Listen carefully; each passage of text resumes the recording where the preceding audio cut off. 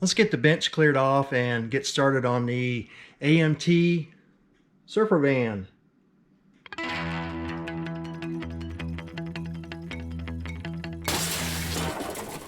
Instructions are straightforward. Starts with the engine. Chassis, suspension, tires, wheels, putting the engine in. Typical van build, pretty easy.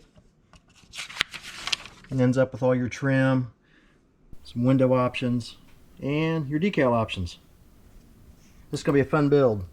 I decided to start off with the chassis and suspension and then concentrated my efforts on the body, getting all the body lines sanded and ready for paint. Next up was taking the tires and wheels to the tire shop. Got to get them puppies mounted. Roll on all four. Those are cool looking tires and wheels in this kit. Once the tires and wheels were mounted, turned my attention to the interior, working on the captain's chairs, getting the armrests put on. Very cool captain chairs. And then what's up with these side pipes in the kit? Well, I decided to scratch build some nicer side pipes, and that's what we're going to have there. I think the longer side pipe is going to be a lot better. Next up is painting outside. The paint I used was a Tester's Extreme Lacquer Fiery Orange. Straight out of the can, right on the white plastic. And man, does that thing pop in the sun. Look at that. Next up was decal time. And does this kit have a lot of decals? Which is one of the reasons I got it, because I think the decals are super cool on this van. I didn't have any problems with the decals. In fact, it was actually a joy to decal with all these decals. It was also pretty cool to watch this whole thing shape up as I went from one decal to the next. And I think something I'll do, which would be pretty cool, is I'll run a quick slideshow of this thing coming together. Check this out.